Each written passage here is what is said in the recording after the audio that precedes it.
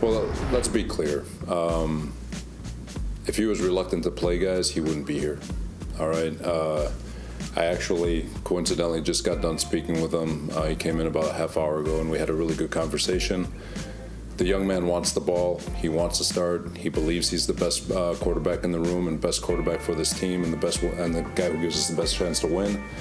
And I'll tell you guys the same thing I told him. I appreciate it. I appreciate the fact that he wants to play. I'm just not there yet. That's Robert Saleh, coach of the Jets, from Monday afternoon. He had not yet decided who the quarterback is going to be. He has no good options because Aaron Rodgers continues to be unavailable. Tim Boyle was not good on Sunday against the Falcons. Trevor Siemian was no better. Zach Wilson is still lurking. And what Saleh was referring to, he was questioned about this extensively. There was a report from The Athletic yesterday with a couple of different reporters' names on it that the Jets would like to go back to Zach Wilson, but Wilson is reluctant to play.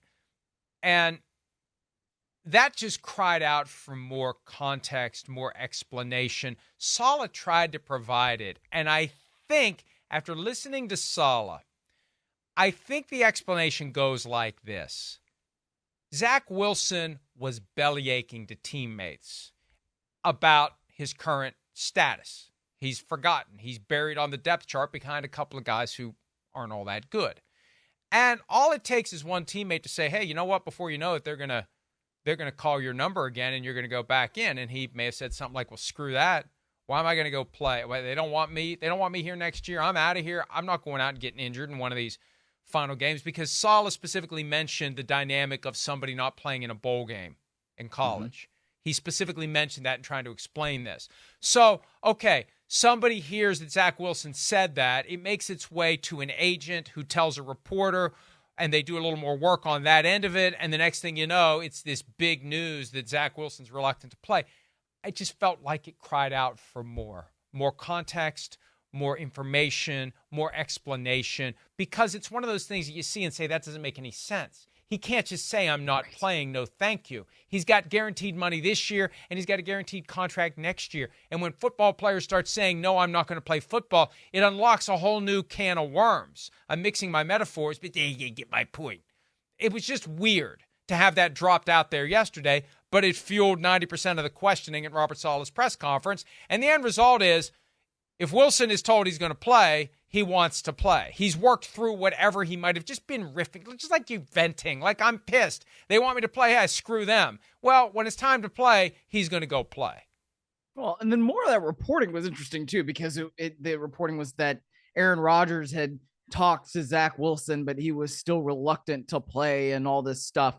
And so when Robert Saleh says, coincidentally, Zach Wilson was just in my office, I don't really think that was much of a coincidence at all. If the reporting kind of dropped, 90 minutes to 2 hours before Saleh's scheduled press conference, and then he ends up talking to Zach Wilson for a while, that doesn't really seem very coincidental to me, but it seemed like that was certainly a discussion that needed to be had between the quarterback and the head coach. I mean, there's a part of me that does understand the point that if Zach Wilson really was saying that he's reluctant to play, which again, I don't know, but I don't know exactly what the dynamic was of those comments that he reportedly made. But yeah, the whole thing about, if he gets injured, then what happens, right? And it's been just a yo-yo and a complete mess with Zach Wilson and the Jets. And again, it's not like he was playing well. It's not like there's any real better option right now. You're in December. The losses keep stacking up.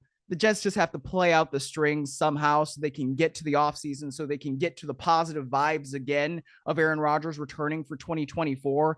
It's just, man, I can't imagine that it feels real good right now to walk into that building and go to work every day, just based on what the situation is. It's just a really, really crappy situation, Mike. And see, the problem is they are mishandling the final stages of 2023 so badly that it's going to affect the vibe into 2024. There's a point where you have to just understand we got to fold our tents this year and think about next year. And the sooner Aaron Rodgers says, I will be back next year, don't wait until a Tuesday in March when you're on with McAfee and you get 500,000 viewers simultaneously for Aaron Rodgers to make his latest announcement. Don't wait until then. Make it clear now so then Woody Johnson, the owner of the team, can follow that by saying, everyone else is coming back. We're going to do next year what we were going to do this year before Aaron Rodgers suffered the torn Achilles. That's what we're going to do. We're not going to make major changes because that's going to make it harder to do what we're trying to do. But they're just going through this weird final stretch where it's a big mess. It's ugly. And to your point on the Zach Wilson, Robert Saleh conversation, he was pressed on that because the reporters understand, why would he just have been in your office 30 minutes ago? I think what happened was the report comes out and Zach Wilson got called to the principal's office.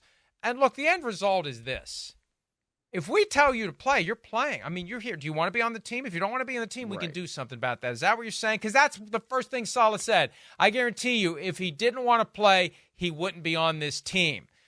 Right. And so a lot of times we get frustrated in our jobs and we say things to coworkers that we don't really mean. That if the boss was there, we wouldn't say it. It's just a way to process how we feel. We're upset. So it makes us feel a little better. Myles can relate. I'm sure there's a text thread out there that doesn't include me where they say all sorts of things about me, and that's fine. If that allows you to show up and do your job, whatever it takes is fine. I don't care. But the point is, when that stuff trickles to reporters, I just would like a little more context, a little more common sense, and not just go grab the engagement and the likes and the retweets and everything that goes along with it. It's very tempting. It's very tempting to throw that matzo ball out there. It's very tempting. And that's what happened. It got thrown out there, and the end result is he's not going to refuse to play, and he's not reluctant to play. He's just venting with teammates because he feels like he's getting jerked around. And to make everything worse, he's stuck behind a couple of guys who, to use the misguided references to Jordan Love from months past, can't play. Tim Boyle can't play. Trevor Siemian at this stage of his career can't play. And Zach Wilson is stuck behind both of them. Yeah, you're going to come to me now? Screw you. That's what I think was going on. But at the end of the day, they want him to play. He's going to play, Myles. He's not going to say no. Well, no, I don't think he would say no. You know, I thought that you were just going to go with Tim Boyle and Trevor Siemian being caca, because that was kind of your thing, at least the last time I was on the show. And look, that's pretty much what they've played like. I'm out of my caca phase. Are you trying to get me back into my caca phase? Yeah, I don't know. It gets old and you move on to something else. It's true. But I mean, look, that's kind of what it is right now. And, you know, I think more than one thing can be true at once, right? Zach Wilson was not playing well. The offensive line of the Jets, total mess right now. You know, also Nathaniel Hackett, I don't think he's doing all that great of a job as an offensive coordinator either. And so all of these things add up to this looks like crap right now. And this cannot feel good. Yes, exactly. Well, you said you were out of that phase, so that's why I used a different word. Wow, so I just, yeah. I don't know that they're, like, you said that Aaron Rodgers needs to say that he's going to be back. Is there really much question that he's going to be back? Has he said that he needs to make a decision on that? I mean, until the delicate genius announces from on high that he's coming back, you never know. You know, he's so used to dangling that for leverage and just attention. I'm sorry. You know, look, I'm sorry. The guy, and that's fine. That's fine. If he wants attention, that's fine. It works. He gets a ton of attention.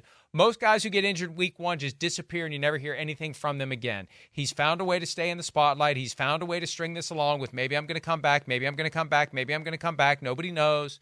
Anyway, we got to take a break. Tell me to shut up. Not because of Aaron Rodgers, but because of the clock. More PFT Live right after this. Hi, it's Mike Florio. Thanks for watching PFT on YouTube. Hit subscribe for the latest news and analysis from Pro Football Talk.